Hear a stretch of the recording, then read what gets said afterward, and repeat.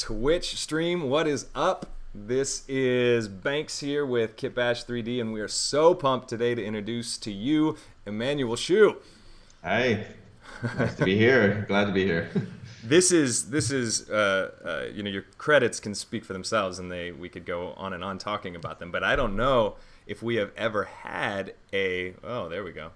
I don't know if we have ever had a Team USA member on the show before. Ladies and gentlemen, Emmanuel Shiu. Yeah. Ex Team USA.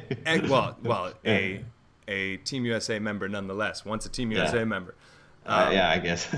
I think that is the coolest thing ever. What is that like? We'll jump into all sorts of stuff, but what's it like to compete for Team USA? It's fun. It's fun. I compete in table tennis, and it's one of those things where you never realize that what it is until you're on the team and the commitment it takes. But it's a lot of fun. It's a team, really fun teams sport. Actually, most people would think that table tennis is one-on-one, but it's amazing how much of a team thing it is, and it's a lot of fun. Yeah. I love that. Team collaboration, I think, is one of the highest levels of happiness, being part of something bigger than yourself. You know all about that. Well, I'm so impressed with your desire to grow and your continued efforts to reach out and help other people and share what you've learned and take things and give back in that way, and then also your own personal focus on becoming better than you were yesterday. I think it's so inspiring, and I couldn't be more pumped to have you here with us today. Yeah, I'm psyched too myself, but thank you. Yeah. Well, let's jump in to take a look at your website. So, your credits, we really could go down the list here forever, but if you don't know about Emmanuel Shiu's work, go to his website, go to his blog, check out what he's got, because he's done literally all the big Marvel movies, Captain America and Thor, those big IPs. We're working on things like Blade Runner and Ready Player One. Can we jump into talking about those first? What is it like to take such a big IP and something that's been around for so long and give it a voice? It's funny because when I got called for that, I had no clue what that was. And I just thought, what is this thing? And I was like, I don't know, this is going to be any good. I better read the book. So I got the audiobook and I listened to it, and I was like, I couldn't stop. So I got really excited. And then, as I was working with the project, it was just so much fun. But initially I was like, what is this thing? Because Ready Player One. Yeah, because being in concept world, you get a lot of movies that you don't, you get a lot of pitch movies, you don't know what they are. Half of them don't really make it. So you don't really know what's happening. So for someone to say, well, we're doing Ready Player One, go read the book, and there's actually a tangible book, it was cool, and I liked the book a lot. So then it made it even more exciting. And then you go back and you're working on the show, and you're reading certain script pages, and you're going, well, that's not in the book. Yeah. And so you kind of like, oh man. But of course the script keeps evolving, and they got to adapt it for film. So it's not always going to be a one-to-one kind of thing. Right. But with Ready Player One, reading it feels like it goes by in one sitting almost. It's just I didn't want it to stop. I was like, don't stop. Yeah. No, this is not the end. It's really, really exciting. And when you start designing stuff that has correlation to the actual book, then you're even more excited, because you're like, oh, I remember that, and I'm doing that. Oh, sweet, So it was a lot of fun, and I actually spent a lot longer than I usually spend on the usual cycle for me it's maybe, I don't know, 2 months, 3 months max, because I do a lot of, for some reason, there's a lot of pitch, a lot of movies that are being pitched that come to me. But Ready Player One was like, it just kept going. Yeah, and it was fun. It was fun. I'm excited to see how it comes out. What it comes out looking as. Yeah. Yeah. I've been on radio silence for the trailer. I don't want to know anything until I get inside the theater. Oh, you didn't watch the trailer? No, I'm trying to hold out as long as I can. It was, one of my favorite books of. Yeah, I watched the trailer, and I really didn't know how they were going to adapt this book to be a film that I would want to watch. I really didn't know. And then I watched the trailer. I was like, that's not bad. That's pretty good. That's why I posted it on my Facebook. I was like, I was quite surprised. Awesome. Happily surprised. Happily surprised. That's got to be a good feeling. Yeah, because that doesn't normally. I mean, I think only maybe twice it happened. Like Ready Player One, I was amped, and then I saw Blade Runner, and it got me amped. I gotta say, Thor, I was not crazy about. Yeah. I mean, it's just not kind of my thing, I think. But Blade Runner and Ready Player One, I'm psyched, and the trailer had a lot to do with it. You've managed to do something that I think is so rare, where you get to work on the real big summer blockbustery commercial popcorn flicks, but then you also get to do things like The Dark Tower and Blade Runner and all these pieces that are blockbusters, but they're not made for children. Yeah. I mean, Dark Tower is interesting for sure, and that was another pitch. We were early on, and they just wanted some ideas, and that one was actually kind of a little bit too weird for me. But I gave it my best shot. But it got a little funky at times. When you have I think it was like kids around this environment, and they're all there's energy coming out of their mouth, and it was just weird. And I was just like, I don't know what. Yeah, because sometimes you get called to do some weird stuff, and sometimes you just don't want to do it. Yeah, I get that. But no, Dark Tower was interesting, but it was just out of my comfort zone. That's all. Speaking of, we have Justin Goby Fields in the chat room with us, and he says he's so psyched for Ready Player One. Pumped to have you here, Justin, and we are psyched to have you on the show tomorrow. Yeah, I can't wait to see that. Yeah, man, he's the man. He's the man. Well, let's take a look at your website here. If you guys out there, I will post this link as well, but it's emmanuelshiu.com. I'll just be flipping through these pages as we chat a little bit. So I know that you have done so many different jobs within this industry. I think it's so rad to get to spend some time with you and maybe look at, because you actually started as a modeler, right? Well, I started many years ago. I don't want to date myself too much, but I was a architecture major, interior architecture. So I graduated, and I did sort of multimedia. It was what they called it back in the day. But I luckily got into a game, and I was hired as a modeler, but I was required to model texture, light, comp, basically everything, whatever they needed. So that's really kind of where I got my education. But yeah, and then I became sort of more specialized as a modeler, texture artist, and I went to ILM to do that. At that time, they were very unsure of.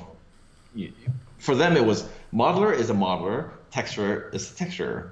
There's no hybrid. Mm-hmm. There's no such thing. And we're talking maybe 20 years ago. They hadn't even used sort of polygons at that time. It was all NURBS. Right. So basically quite old school. I was like, hey, you got to use polygons because I come from games, and They're like, what? No, we only use this. And they were very unsure of what's this modeler texture guy. You need to choose a side. But in the end, I got to choose. I basically got to be both, and kind of started that, because you, there's so, you can't always be so specialized. I felt like everybody has so many things they can offer. So at that point, I was modeler and texture artist at ILM. And that's kind of how I really got into the hardcore, like a lot was required of you, not just to make crappy models, but you had to make a really good model. And I remember I was working on a movie called Perfect Storm. And I had to model the plane, let's say. We had 3 weeks to do that, but they expected this thing to be like perfect, to be finished, right? Exactly. So, and back in the day, there was no like polygons, and you could just join them, no problem. So, I had all these nerves meshes you had to kind of join smoothly. It was really difficult, and I had a hard time learning it, but I learned it. Do you think today, or I guess, can you speak to how that's sped up and how that process is sped up in your workflows today? Well, nowadays, yeah, and then nowadays nobody really builds in NURBS anymore. I mean, not probably only automotive people, but nowadays it's really polygons and subdivs, whatever else. But it's really fast. You just, you want an airplane wing, you just extrude it, smooth it, you're done, So it's really quite, but it's left you time to do more stuff. To be able to create faster is really important. So yeah, I mean, and that goes to, like some of these kits too. I mean, I don't even model anymore, really, barely ever, because my time is better spent, designing and painting and trying to come up with new things. So it's like looking at the image right now you have on screen. A lot of that background is KitBashed stuff that I found. I mean, I know what I want, and I'll model specific things if I need. But a lot of stuff, if it's filler stuff, if it's ground stuff, if it's whatever, I will go find a model, because buying a model for me is worth much more. That money for that is well spent. Versus trying to build everything and taking 3 days to do it, whereas I could just download it or buy it and have it immediately and start my image making, because I'm about image making and design, and not so much, well, if I need a pipe there, I gotta go build it. You know what I mean? Yeah. Man, I could talk to you literally for hours and hours, but I want to show the audience there's a fantastic video. You actually mentored a guy, Jonathan Guzzi, in 2015, and if you haven't seen this video, I'm going to put the link into the comment feed there. Check out this video when you get some time if you are at all interested in the process of jumping in. If you want a walkthrough of what a mentorship with one of the greats would be like. So I'm going to throw that into the comment feed now, because we do need. I want to just. Everyone knows how comment feeds work, but at any point, you guys toss your comments in. I'm going to put it right here in the feed because I got it right here. Toss your comments in here, and we will be getting to them. So we've got Justin Field says, so psyched for Ready Player One. Kalina is talking about Blade Runner. What's up, Kalina? She's checked in with us every day.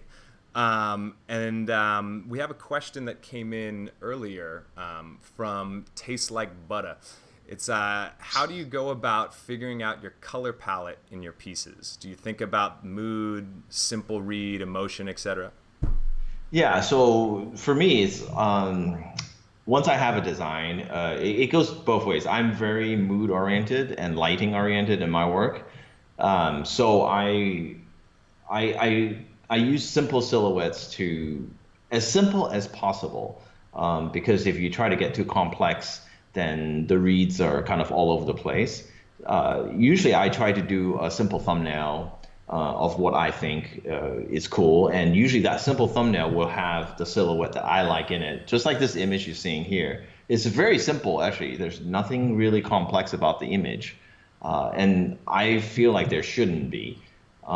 So I do the thumbnail, and then it depends. I'll usually, palette usually is just what I'm feeling at that time. I don't really think too hard on, well, I gotta have this. I just choose, some of my favorite palettes that I use, or if I want to go outside of my comfort zone, which this one is a little bit. I'm not used to sort of going subtle. I just said, oh, well, let me try this. I don't really have, honestly, when it comes to color, I'm like, whatever I'm feeling at that time. There's, I wish there was more scientific, because you got the typical, well, okay, if it needs to be scary, maybe you want some more of these muddy greens and the warms together. Yeah, maybe you want that, oh, if you want happy, maybe this. But I think the way I'm going now, I kind of want to challenge everything. There is no rules. Like, it could be warm and fuzzy, but be the scariest image in the world. I mean, whatever you want. I think it's just, I don't have any hard and fast rules. But I do like to go thumbnail, make sure there's a good read when your image is small. That's important, because if your image doesn't read when it's small, it will never read when it's big. It just won't. So it's very important to have that. And I try to get that in my work so that, because, I used to do matte painting, you have 2 or 3 seconds on screen. That's it. So if you don't convey what you need to convey in 2 or 3 seconds, your shot is basically a fail. So in order to do that, you have to have a really good read. So yeah, that's kind of my process. Speaking of matte painting, this Stannis Camp image here from Game of Thrones, my partner Max Berman actually got this concept from you and then worked on this actual image in the show. Oh, funny. Yeah, so this is a good example of visual effects concept work, right? Mm-hmm. So what that really means is that there are multiple phases of concept, but post-production is when it gets to the VFX houses. And sometimes, like on this shot, they get the plate and the client tells them, hey, we want some mountains. We want the camp to be kind of like after it's burned, and then maybe in the morning. And then so the VFX house goes, well, okay, we don't have an art department. What does this look like? And instead of just getting a matte painter to sort of try a lot of different looks, they go to a freelance concept guy, and they say, and in this case, they came to me and said, hey, we need this. Can you give us some versions? So I ended up working on this. So I gave him, this one was maybe a day. I just gave him like 3-4 versions with different mountains, maybe a different lighting scenario. And then they go, okay, great. And then they throw it back to the client. And if the client says, okay, then it goes to like, being put into film, with the matte painters or 3D guys. Do you think that's because concept artists are cranking work out at a higher volume, at a faster speed than matte painters, where matte painting is so refined?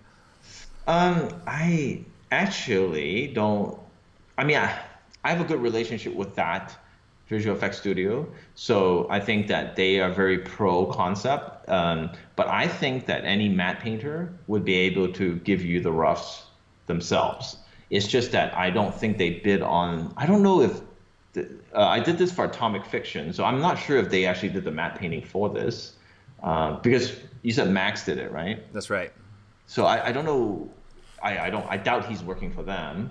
Right. So I guess if Atomic, all they did was pick up some of the concept work, then yeah, that's all they would be responsible for. But I think any matte painter, this is what they would do. This is easy for them. That's a great point. We'll pick that up with Max on Tuesday next week when he comes on. Yeah, I'll have to jump on. Yeah, please do. That would be awesome. We'll Skype you in. Yeah. Well, we could be talking about this, and Emmanuel has so much great information and mentorships. There's a lot of really great content out there that you can see from him teaching and talking about and sharing his wisdom over the years about how to get into the business. There was another quick question that came in. How do you go about finding someone who would be interested in hiring you for, say, modeling or concept work? I know that's a really large question. Maybe we can What was the question again? How do you present your work? How do you go about getting hired? And I think there's a real long answer, and there's probably a. You mean like for modelers or for concept people? Yeah, or? The question is for both modeling and. Well, I mean, I think one thing. I mean, obviously this is something you could go into a long time, but I will say this. There's just a couple very, very simple rules on how to present your work. First of all, it has to be awesome work. I mean, that is your first thing. If you don't have awesome work, there's nothing you can do to really, get a job. It's just hard. So do awesome work, or the best you can. But I mean, it really does need to be of substance. So if you're a modeler, go look at the best modeler out there, compare your model to his, and say, does it hold up? If it does, good job. If it doesn't, more learning, more practice. So, but if you need a job immediately, of course, present it in the best way you can, which means don't give them 30 different things. My rule is 12, right? So 12 pieces. If they don't know if they want to hire you by the 4th, that never happens. They know by the 4th piece. It's just, 5, 6, 7, 8, 9, 10, 11, 12 is just to reinforce. And the biggest thing, you're only as good as your worst piece. All right. If you have 11 good pieces, one bad one, that's the one they're going to judge you on. So rather you have 8 pieces and take out the 4 sort of mediocre ones, because they, if they say, well, this is what they could say. Oh, that's not enough. Oh, okay, I'll give you some more. You could always do that. They would never say, well, that's not enough, so we're not hiring you. They would never say that. But on the vice versa, they will say, oh, you have 4 of those? Okay, never mind, let's just pass. That will happen. I mean, that's what I've learned through my experience. So just make sure. Those are very simple, very general rules, but it's always worked, and it definitely, I've been on the receiving end and I've been the one hiring, so it's worked for me. So that's such great advice. And for more on the mentorship ideas, watch this video. I put the link into the feed.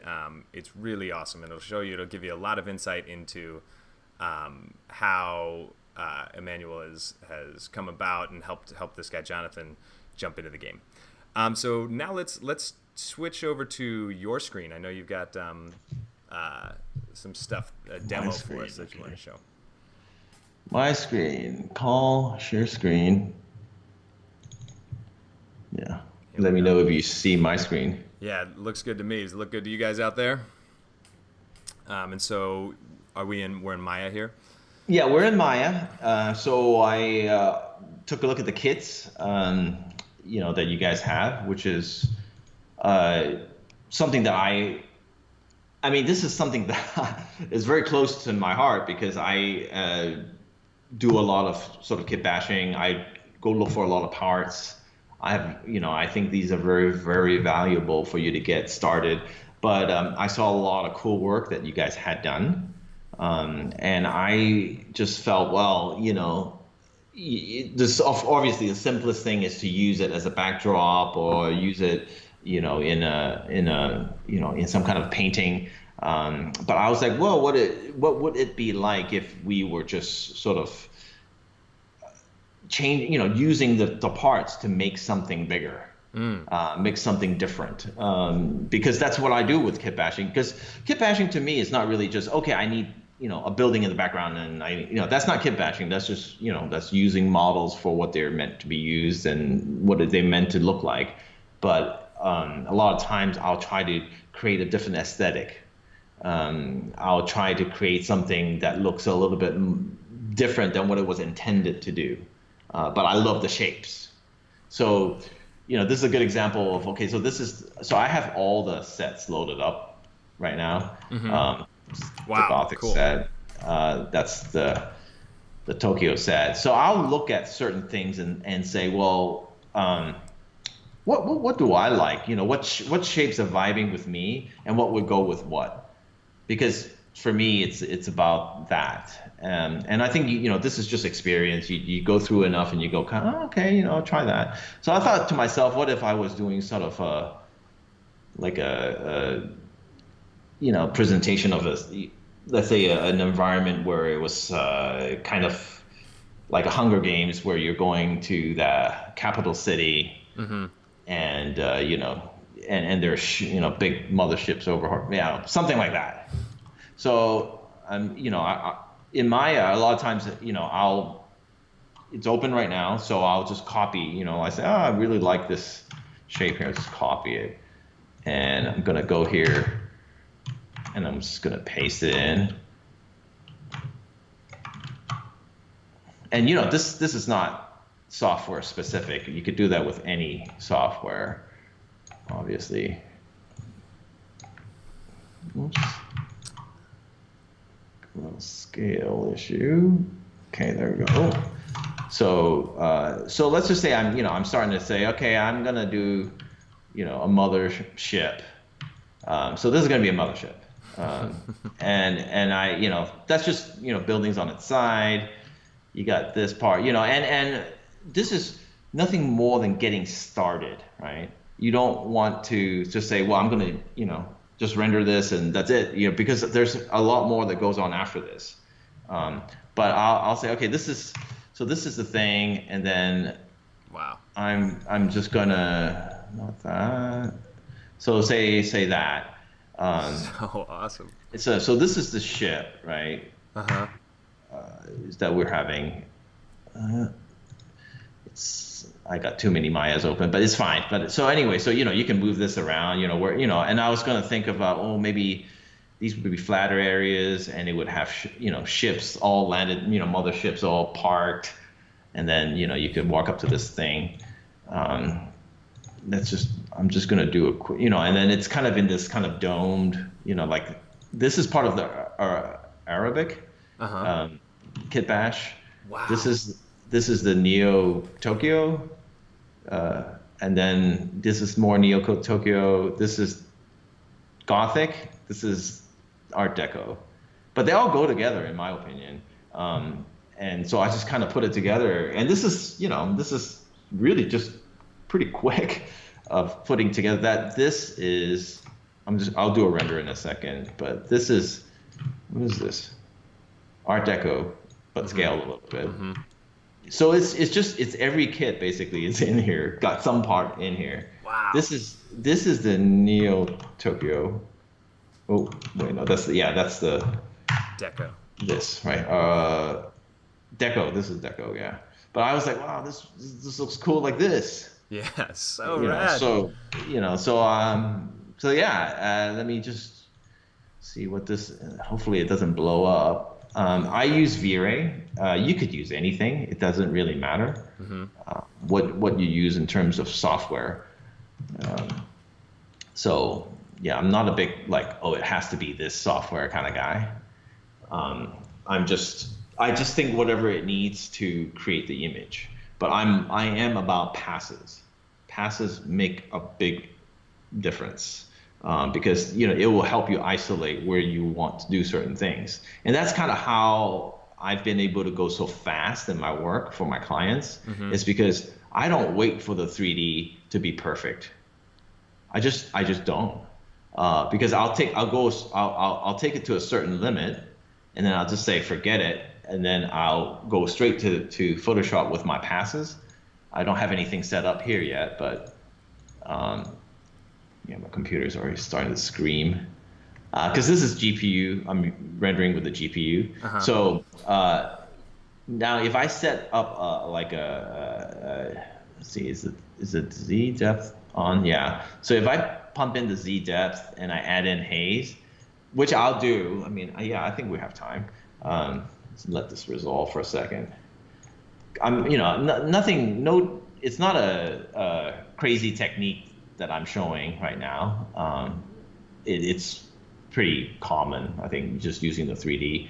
But when you look at this, you're like, well, I can't really see what's what. I think a lot of people kind of see the potential, but they don't understand, obviously the foreground, I want this to be water, parts water. But right now I don't have that yet. So let's see. I'm gonna see I think I did some tests too. This was old, I had just started to assemble stuff. Mm-hmm. This is another idea, but I kind of bailed on that one. So let's play a little bit here.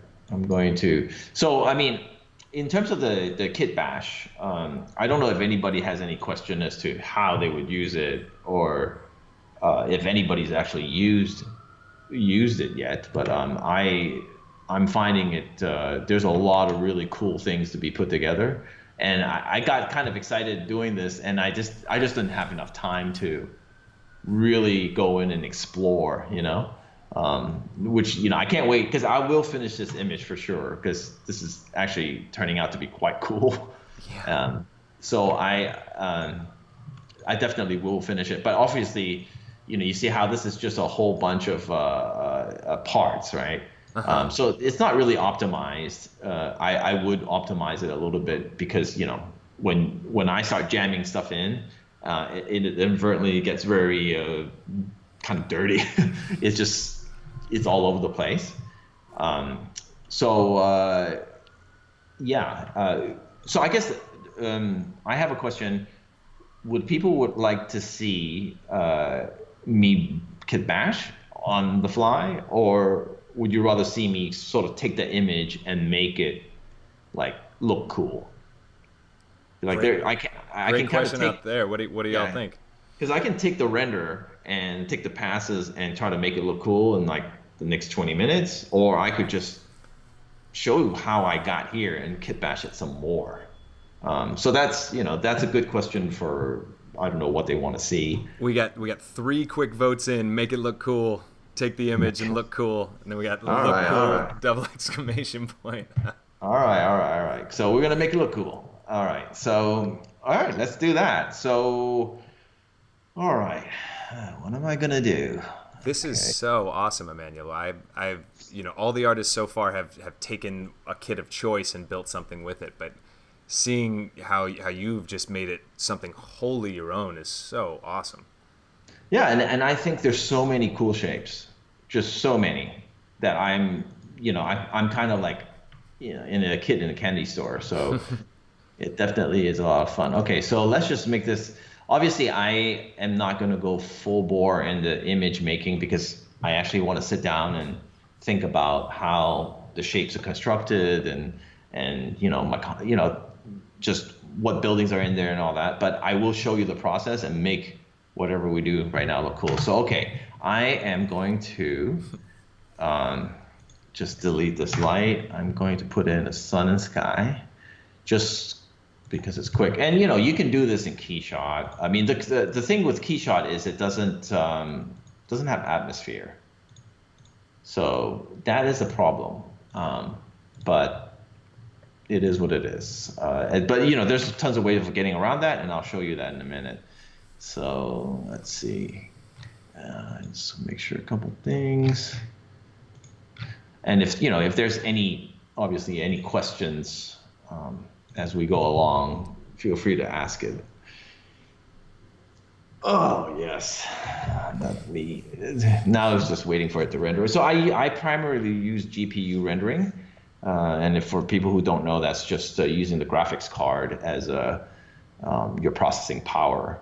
But it's really good for live updates, which you see now. So, okay, sun is really bright, so we're gonna tweak that. Where's my sun? And I'm not the power user here. I mean, I am with certain things, but when it comes to V-Ray, I'm still trying to learn. Okay. Man, I am just in awe of what you put together here. I think it is so amazing. Well, it will look, hopefully, it'll look even better once we get going. I don't know if you can hear that whine. Yeah, a little bit. That's my machine going, ah! It's just freaking out because, I mean, because the GPU is going, but it's okay. It's what it's meant to do. Okay, so this is the sun, and you can move it around, and you see how it updates here, right? It's pretty cool, actually. Yeah. So I'm going to show you the power. Come on.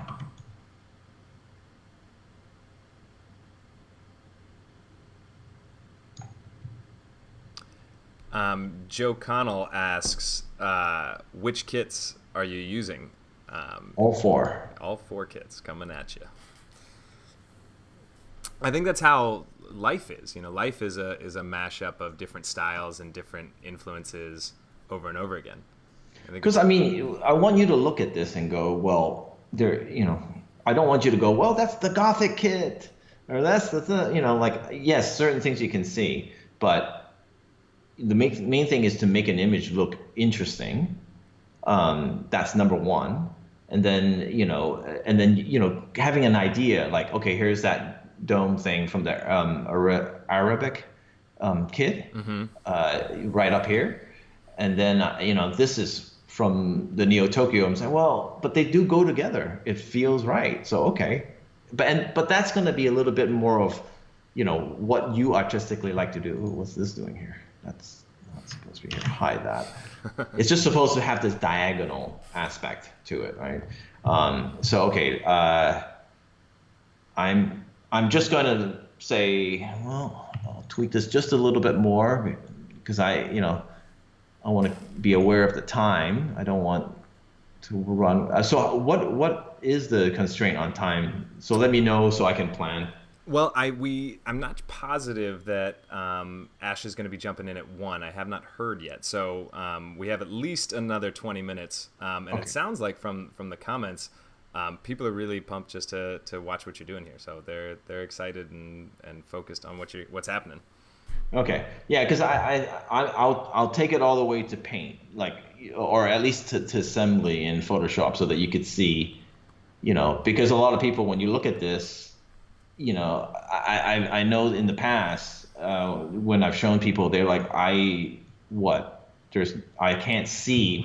I can see you put a light there, but what's it gonna look like in the end?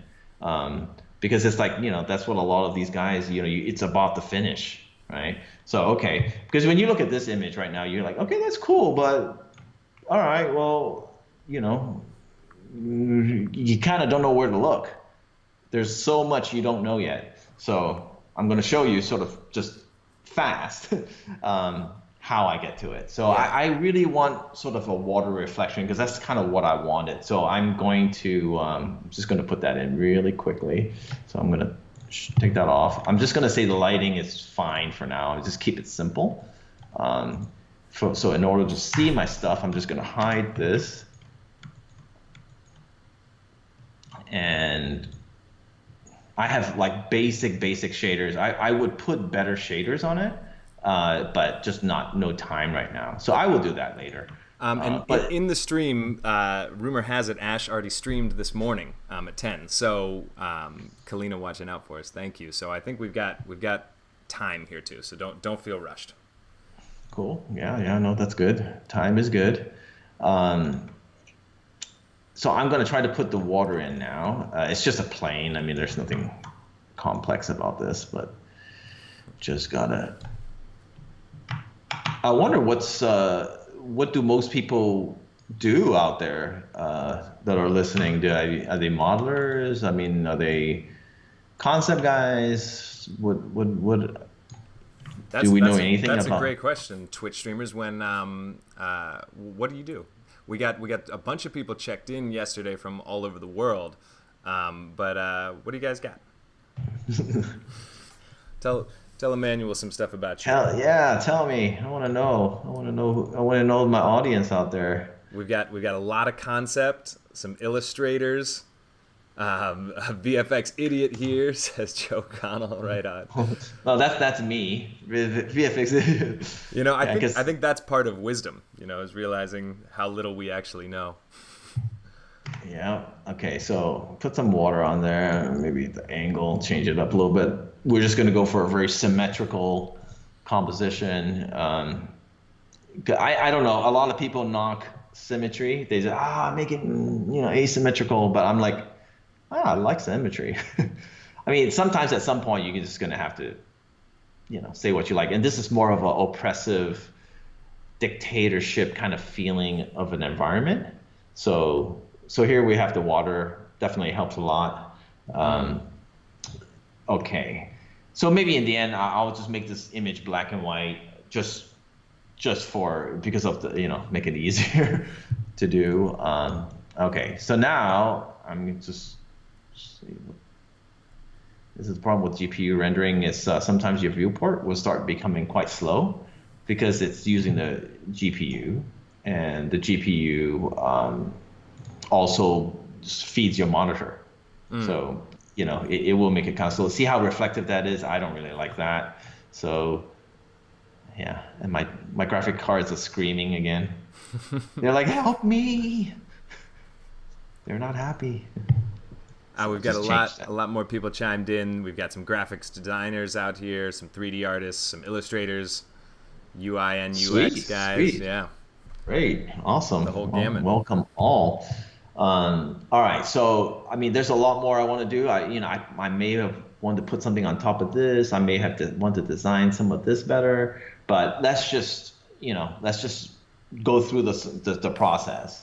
And then, so as you can see right now in the passes, the depth pass is the only thing that has anything, which it still needs some work. And then nothing on the atmosphere. So, okay, I am going to quickly, because it will all make sense when I go to Photoshop. So I'm just going to assign a mask, and you'll see what I mean really quick. A lot of this stuff is kind of, you just got to do it. And people are going to go, what the hell is he doing?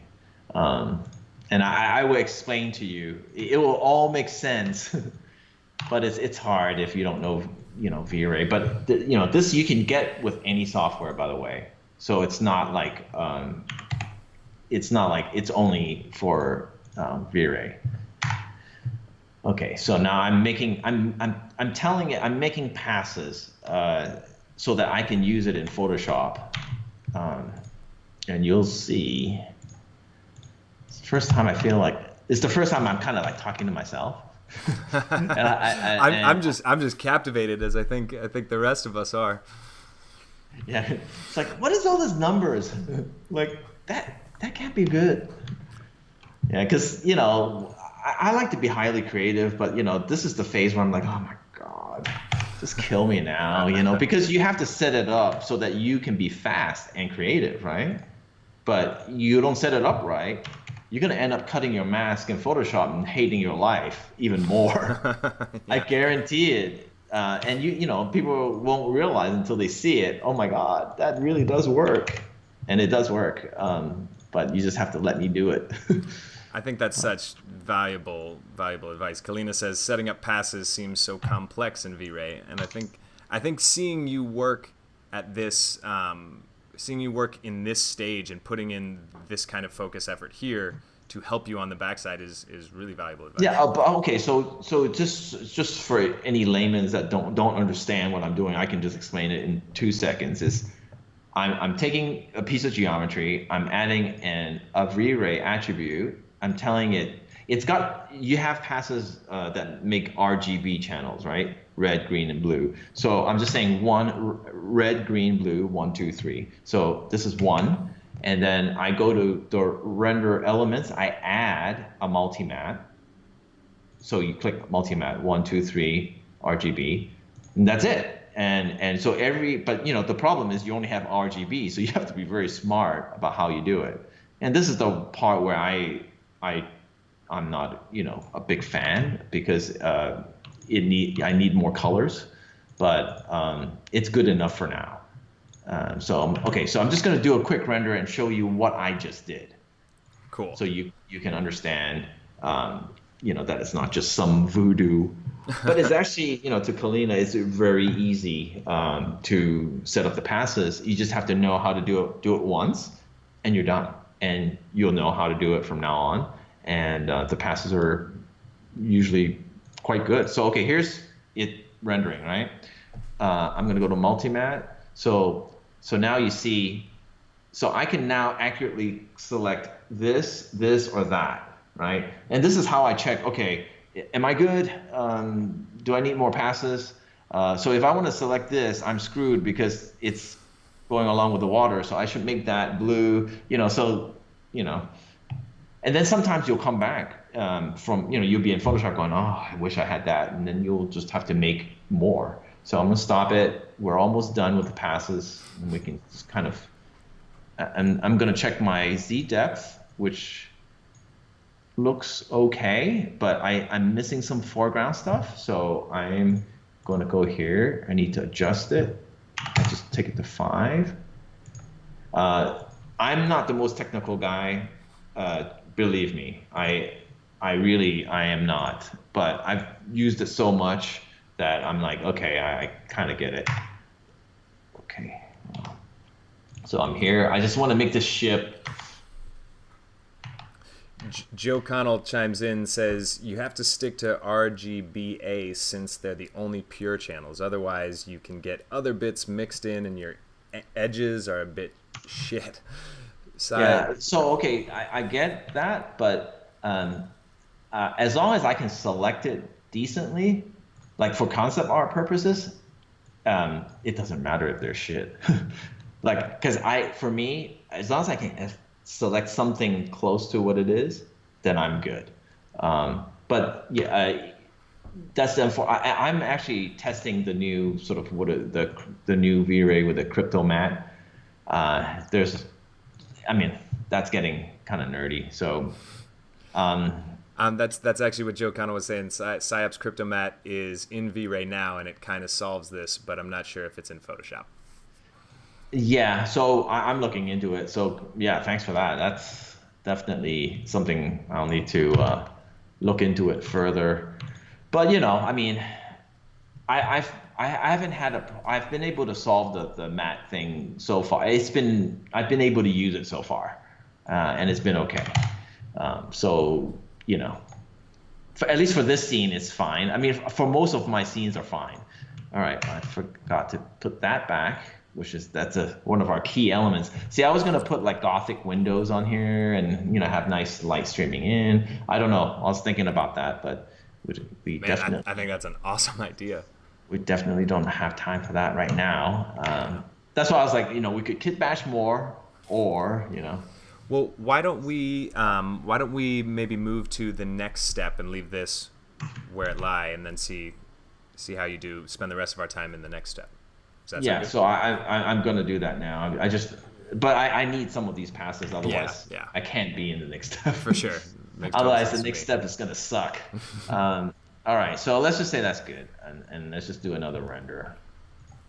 And I keep in mind, there's no shaders pretty much. It's just a basic thing right now to show you guys my workflow. And I probably would shade this, put a couple of decent shaders so that it looks nice, and then I'll go in. I may augment it with more Photoshop, but definitely. Would add more shaders, but we just don't have time right now. So I'm looking at this shot going, what can it be? It's okay, kind of backlit right now. I'm imagining quite a bit of sort of haze so that I can just pop the silhouettes. Haze is always good, sort of simplify stuff. Although there's a very big overuse of haze nowadays in concept artwork, and my work included. So I'm stepping away from sort of overstating these things. But I think that it's always a good way to simplify shapes. And some of my favorite photographers do that. Okay, so I'm going to look at this mat. Okay, that's going to work. I'm going to look at my Z depth. Okay, fine. this. Okay, so I'm gonna let this resolve for like, you know, 20 seconds, and then I'm gonna bring it into Photoshop and get started working on the image. And then you guys can see where I usually take it. But I would, like these parts, I think need a little bit more detail. Let me just I mean, move that it's here. incredible seeing, you know, you've only been working on this for like 15 minutes in front of us, and it's incredible to see how far you can take things so quickly. Yeah, no, it's. I think once you have the techniques down, like that area needs a reflection. I don't know what's going on, but this is what happens when you kit bash. You kit bash and then you go, okay, these areas I need to fix, and then you come in with some custom modeling, or you come in with some more of the parts, right? So that's what's valuable about using a library of parts that you have that are good, because then you can go, well, I need an arch here, I need to build in stuff here. I mean, I need water here, but then I might need another tower here just to show scale, right? Because right now the scale is a little unclear.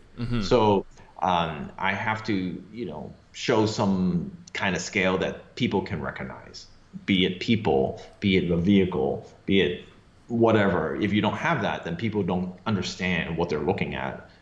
In this case, you kind of imagine these would be windows. So, okay, so people kind of understand what that is.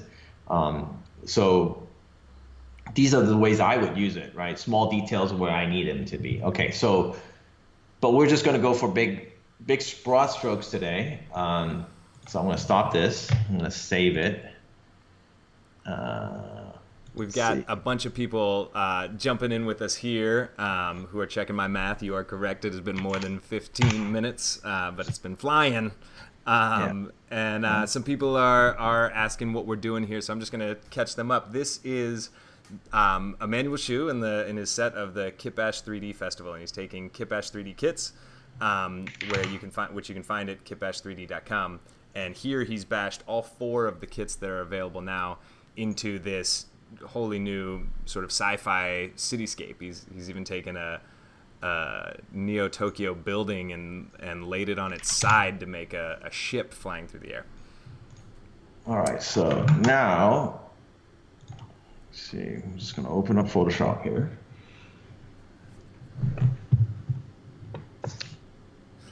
We've got Taste Like Butter has come back in and says, "Hey Emmanuel, back when I was watching your vids you did with Jonathan, you harped on him for not having enough references for what he was designing. So what range amount of images would you collect to design a complex scene like the one you're doing right now if you were a student?"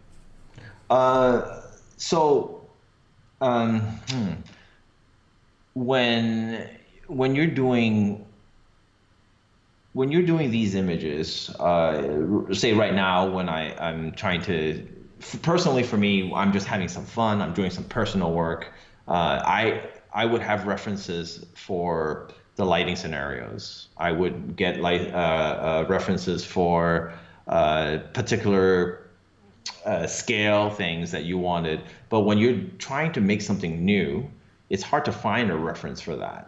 But you can have inspiration. So I think it depends on what you're trying to do.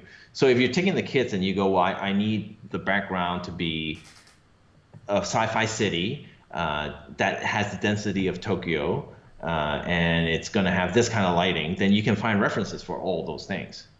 But in this case, I'm just saying, well, I want to create something cool with the 4 kits put together. Sometimes you're going to have a hard time finding reference for that, but you can find reference for lighting scenarios. You can find scale clues, all those things you can find reference for. So especially for if you're in school, everything. I'm not a big proponent of people going too far into the completely fantasy world when you're at school, just because of the fact that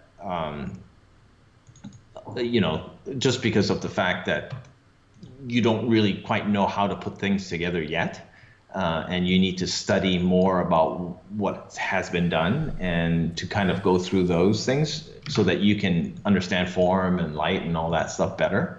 Because it's so easy just to say, well, I'm going to take something and make it look funky. I'm fantasy, I'm going to make it sci-fi, and then in the end, you don't know whether your decision was made because of poor design choices or you don't know where the problem is. It's hard to identify.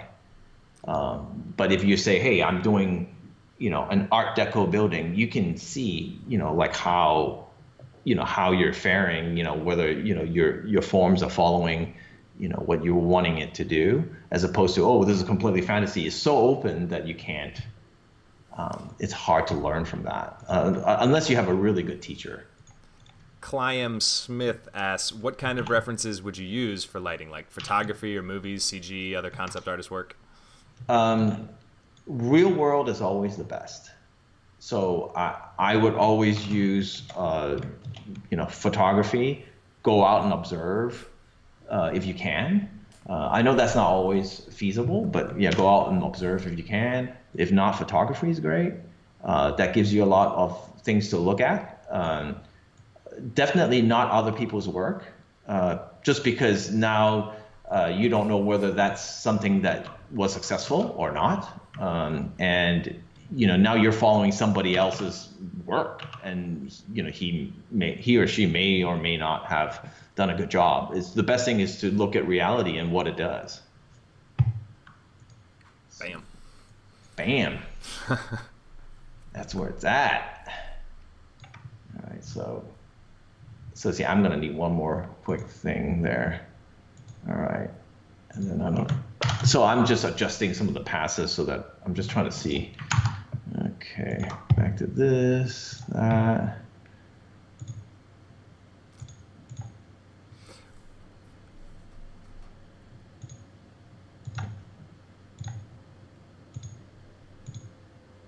Oh, I hate trying, here it is. I hate trying to find this stupid window. So many files. When you're doing personal work, do you often think of a story in your head, or when you see these shapes coming together, do you visualize a story or a narrative that lives within them?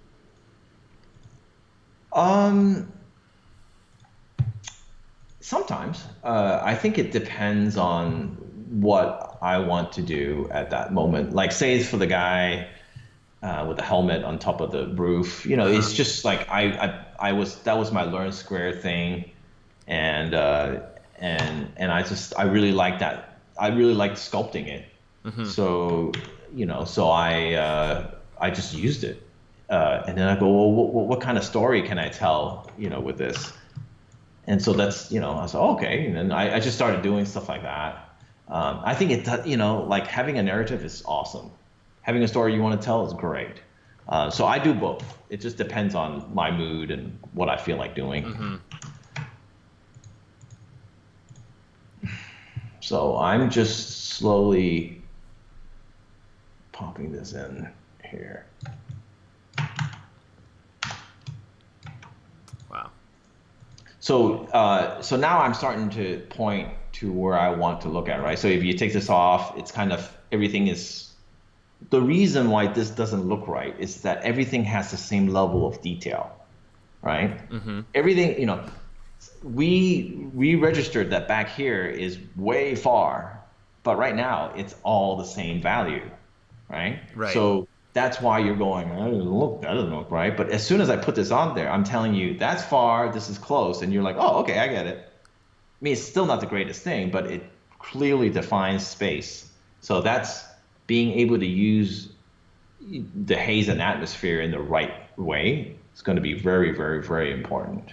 And this is where I usually take, let's say I built this, I'll take a real quick, I'll take this and then I'll do quick thumbnails of the lighting scenario and how I would like it. But in this case, it's just, okay, I don't have time for that. So I'm going to say, okay, it's backlit. So, I'm just going to play with that right now. And I'll show you, this is, so I did a render, and I used to be sort of a lighting guy too, so a TD. So I would spend hours, if not days, trying to light this thing perfect, right? Shader, make it perfect, everything, make it perfect. But that'll take days. But guess what you can do here? You can just say, well, this part I think needs to be darker. And then you go, okay, well, let's make it darker, right? Oh, but this part needs to be darker too. Like, that would take me hours because back then the renders, they take you minutes. Right. So, so let's say it takes 2 minutes, you have 30 renders an hour. That's it. That's not a lot, really, to tweak stuff. So no, I just go in here, and obviously there's these lines there, but I can get rid of them later by being more careful. But overall the image is a little bit flat, so I might just go in there and just and then I'll just look at it and say, well, like, so I can do that, and then now I can take my my masks. I mean, if this is, see, I need the mask for that, right? Because what I want to do is make this area here. I don't know if you see the cursor. Yep, we do. Yeah. So these areas are way too bright. So if I had my mask, I would just take them down a bit, right? So that's the power of the masks. So let me see. Let me just get a couple more masks so we can just quickly. But I'll just show you. Okay, so the water. Let's just say the water, I need it to be brighter. So I'll just do that. Let's just find the water here. Okay, I'm missing some of the blue, but you can select by color, but I have other blues in here. It's just faster like this. So okay, so like that, and then I'll just go this, that, and then now you can selectively choose that, right? Feels way better. Turn it on and off, right? So you continue in this process. So so I know I want it to be a little bit bright back there, but I don't want it to be blown out like that. So I'm just going to brute force this real quick, not have to go back to, because I know so even if you just took this down just a bit, it's a little bit too bright. There you go. And then I'm going to just put the almighty, and I'm not I'm not saying this is always the thing to do, but a lot of clients like it, and you'll see what I'm doing. So I don't know. I used to do this 20 years ago when there was no, it was just like no flare, not flare, but like rays and stuff. So I would just take the lens flare thing, do this, and then I'll scale it up. So of course the flares itself is hokey, but what you can do is you can just blur it like that, and then you can just amp it up a little bit. I'm just trying to get a gradient, and I'm just gonna like that.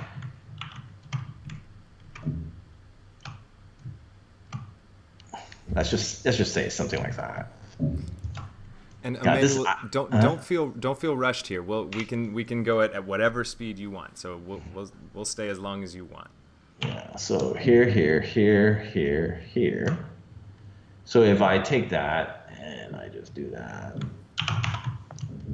So now I have this. So now you've got a way to backlight your image. I'm just gonna. So we got these areas that need to be masked out as well. So just take that. That needs to be masked out. And so I've got the ship in here. Obviously, it's not done. So, and of course, don't forget, if you guys can go a little higher res. I mean, I just rendered this at 1K, so this is really low res. I don't ever work this low, but for the sake of streaming, it works. So now I got that, and I'm just gonna. So, where is the light going to? Is that light? It's just kind of shining in the background there. So I'm just gonna do that. Let's see. So. Yeah. So let's just see. Maybe a little bit. It's a little bit too much, maybe. A couple people through the stream have asked about a coupon code, and there will indeed be a coupon code released right at the end of the stream. So stick around. We'll put that out right at the end. Coupon code, baby. Coupon code, courtesy of all the artists who have been on the KitBash3d Festival But yeah, I mean, if they have any questions on the bashing side of it, like BNQP says, that's the first time I've ever seen a lens flare used in a professional manner, and I applaud you, good sir. yeah, I mean, it's one of those things that's kind of it can be quite hokey, but in this, I think it works for creating sort of a softer, gradient, almost like a little bit of a lighting pass in Photoshop for me. Let's see. Let's try this.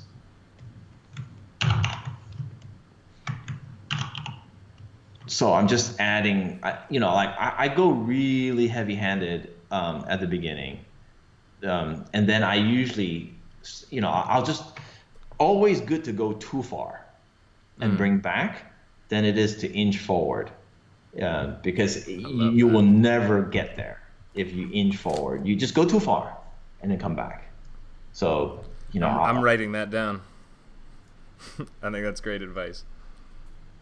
So, okay, so we're starting to see some sort of, and I will tweak this normally, like compositionally.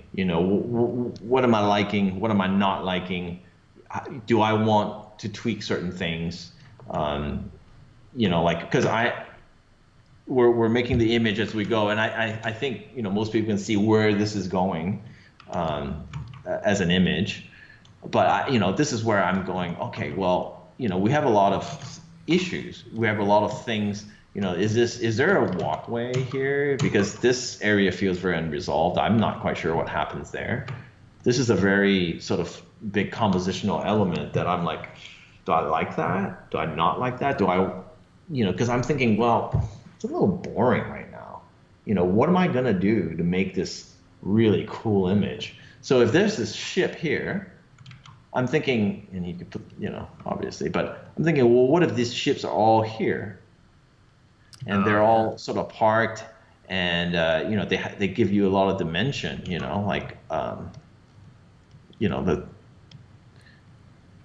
So this is where I work like this, right? Work this small, and just take a look, I'm just drawing in the idea right now. I'm saying, is that a good idea?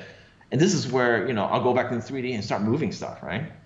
So the thing is, but you can see where this can go, where what this image can, like how this image can grow into a very atmospheric and successful image. I mean, I could brute force it and make this work, but it won't be the best it can be, because it's the shot. It's about your design.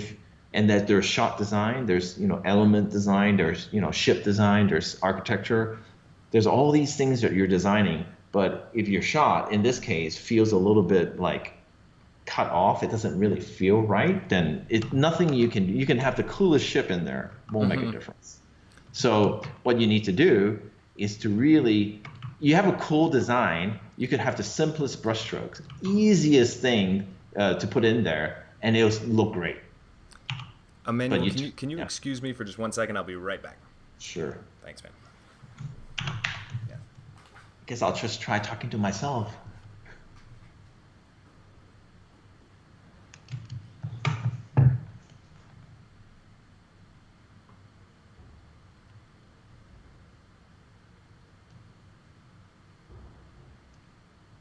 But yeah, I was talking about just in terms of the shot design. I think it's very important to make sure that you're aware and not to be afraid to go in here and then to crop in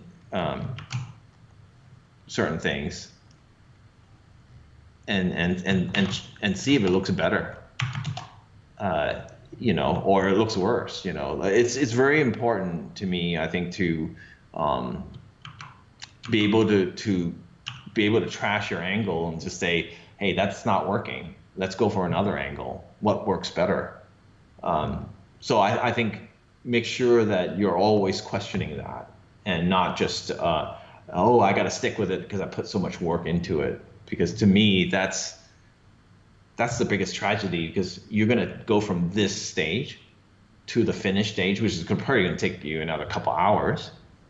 And you're going to come out with a couple hours going, oh man, I wish I would have stuck to my gut, which is the better angle or the better way to tell the story. So make sure that this is an angle you want. But in this case, it's really quick just to see sort of how things are reading right now. So they're reading better, but I'm noticing a lot of things. I really am not a big fan of, I'm really not a big fan of this line here.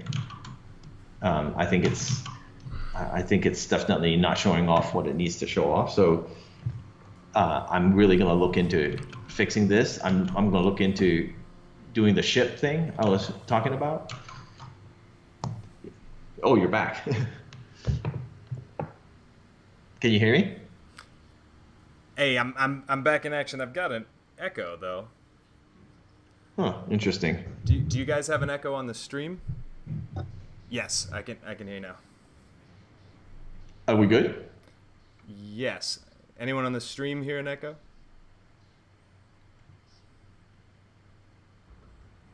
Cool. No. We're good to go. We're good to go. Yeah. So I was just talking about not being afraid to scrap your composition in lieu of a better one. Just because if you work on it, like I worked on this maybe 15, 20 minutes really quickly, put the stuff in and I go, you know what? This gives me a lot better idea of what I want. I think this angle is a little bit too biased, in the middle. So, what I want, and you can always sort of bookmark your stuff. Well, I'm just going to keyframe this, but so you can always just say, okay, well, I actually want it more like that. And so that's a lot more successful in seeing the pool and here and seeing maybe something happening there and the ships coming in, or maybe putting the ships all along here. You know what I mean? So this is like a back and forth process. Mm-hmm. So it's very important for that, because don't go for the polish until you have something solid. Because I'm just going to be honest. There is the polishing the turd a way of doing it. You can polish the hell. I could paint the hell out of this, and people might say, well, all right. Or I could just say, get the right angle, and then it will work itself out. Even if you don't render the hell out of it, even if you go rough, but it's all there. So just so that people know that. It's important. Just even design pieces, like do I do that? Do I widen it because it needs a little bit of a base? There's a lot that can happen here. And I think actually this shot has a lot of potential to be really cool. So spend the time. Don't just rush through it and try to polish it with like crazy lighting and really cool looking, like scenario, like atmosphere and all that kind of stuff, and not worry about what the design of it is, the concept of the whole place and what you're trying to tell. Am I trying to say that look at the main building in the middle? Am I trying to what am I trying to say about this? At some point you have to wonder that. So that's kind of, that's where I would go. I don't know if there's any questions, that people would have. Well, I think that's really, really poignant to make sure that you build your foundation first, and then you can add everything onto it. But if you don't build that strong foundation, it's very hard to progress anything that you're trying to make. Yeah, because at this point, I already can tell. Like I know I can make the haze and all that stuff work, no problem, because that's what I've been doing for years and years. But I know that this is already better. Like. Tell me what you think. Do you think this is better, or do you think this is better? What do y'all think on the stream? I really like them both, honestly. I thought the idea of putting ships docked below over that water area was really rad. So I'm going to do that. I'm going to take these towers, like those are the towers they dock themselves to, and then I'm going to have sort of a bridge walking somewhere, and then they come down, and then they come into this big Senate Hall building thing.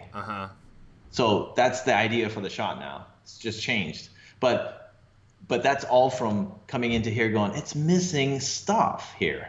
Right. It's a lot of details for no reason. Missing stuff. All right. Don't forget, simplicity is good too. BNQP says it needs more cowbell. And Rexzilla says, I can agree with the second one. Kalina says the initial one looks more regal, but the second one is more dynamic. And then Angwe Drew says more big shapes is more readable and not noisy. So I mean, all those. See, the thing is, all those are correct. And if you really want a good critique, go ask your spouse, go ask your mom, go ask somebody who's not in the field. The funny thing is, they have a way of telling you something. They say, well, it's just not working for me. They might just say that because they don't know how to verbalize it. But that's usually the feedback I like. Because there's something that doesn't work. And they don't know what it is. That's not their job to know. But somehow they do know. And it's quite amazing. But yeah, I agree with everybody that there are good things with everything. But for this one, I'm going to do the ship docking, and I'm going to think about what can I do to show that off, because it's going to have this kind of a composition. It's going to have sort of this pointing composition, and it's all going to point at our building. That's all the ships docked are going to do that. And then I'm going to have just a simple silhouette. This is too much, so because it detracts from that. So now that I've put it in really quickly to take a look, I can say, oh, okay, but I would start this right at the beginning in 3D. I mean, I would just, or in 2D. I mean, I would just take those kits and just bash them together and say, here's what I got, here's what I don't have, here's what I want, and then I will make the final shot here, render it, same process, masks, fog, whatever passes you want, bring them into Photoshop, put them together.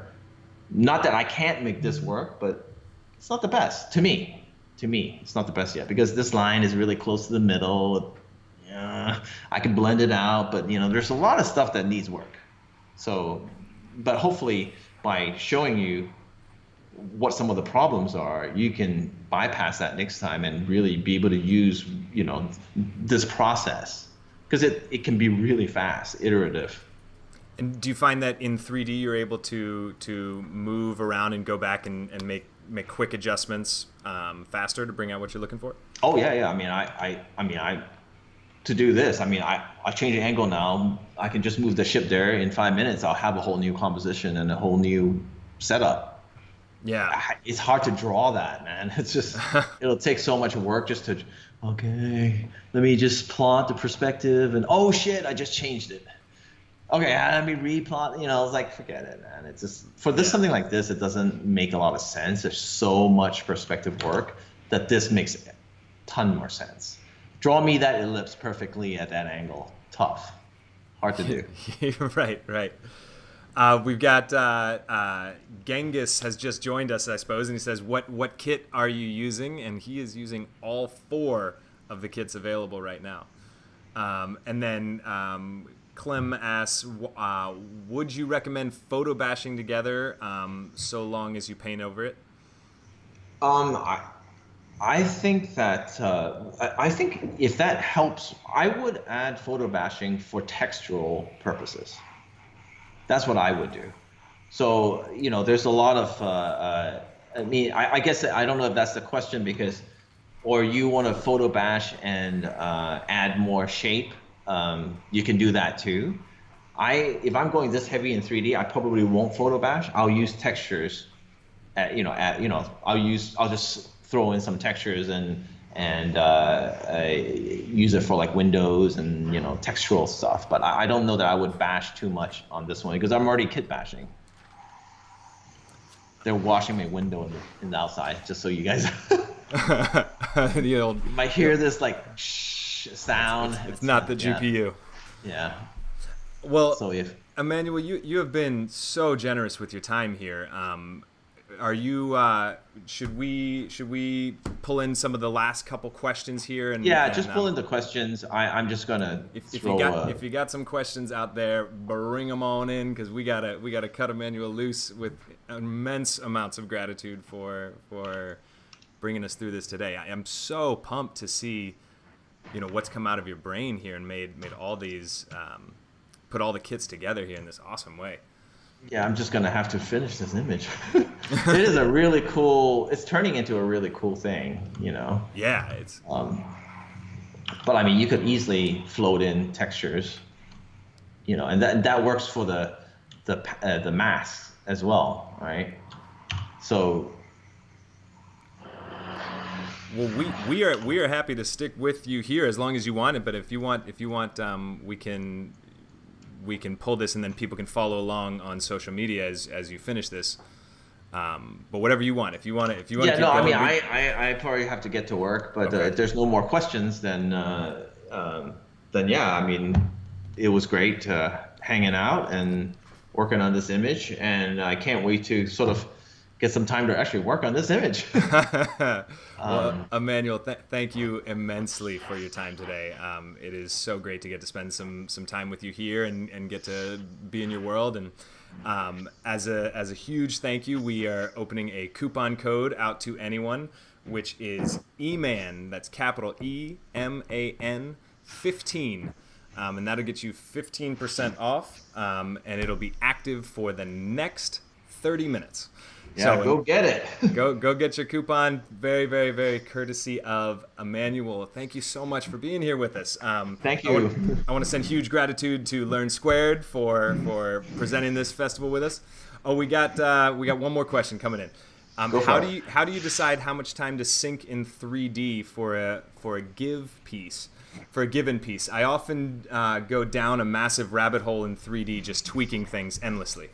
Yes, so that happens to all of us, and that's a question that we all have.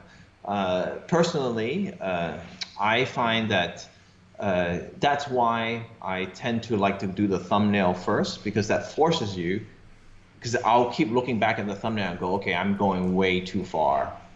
Like, only add detail where it needs. So lately, what I've been doing is I've been jumping into Photoshop quicker, because I can always go back to 3D. I can always go back. 3D will always be there. My file will always be there. I can always add detail. So what I do is I add the lowest amount of detail I think I need straight to Photoshop. I start working on it and go, oh crap, I really need this one area. And only if you really need it will you get yourself back into 3D anyway. So you'll know at that point, okay, I have to use some more 3D. But if you don't, you'll just end up continue to paint. So that's how I do it now. I don't the longer you stay in 3D, the longer you're going to be like not knowing when to stop. So I stop at the earliest time, and then you can always go back. To me, that's all. But you can't sort of, you can't do it the other way around, because you'll end up always just spending too much time in 3D. I do that every day. So I've set myself that rule. So it works for me. I don't know. They say, great. Thanks. That helps. Well, awesome, man. Be sure to check out Emmanuel on social media, on Instagram or on Facebook. And us as well. We are KitBash3d. Also, we have our sample kit contest going on right now. So if you go onto our site, you can download a free sample kit. And then any artwork you make with it, hashtag KB3D contest and tag us. The winner of that will be voted on by all of the artists from the KitBash3d Festival in 2 weeks. Yeah, remember that KitBash sample kit, you could do a lot of really cool stuff. Just take the principles we were talking about today, you're going to make something really cool. It's been really rad seeing the stuff that people have put out on it. Let me actually. Yeah, I haven't seen anything yet, so I would love to see it. Let me show you one. Here is one that came in from James Vincent, and he's done. It's early work for him, but he's taken 8 pieces and done something really rad with it. It's similar to the piece you're working on. How do I see that? Do I stop my sharing? Or? Oh, can you? Oh, you can't see it in my screen share, I guess. No. That's right. Because you're sharing. Yeah, here, let me. Yeah, share. you can just send me the link later then. I'll send it to you. Yeah, but James has done some really cool work there, and it's been really cool seeing a bunch of the pieces come out. I think people are doing really awesome stuff. Awesome. Can't wait. Emmanuel, thank you a million times, my man. Very good to talk to you. Have fun, and we'll talk soon. All right, everybody. Okay. Thanks for being here. Bye.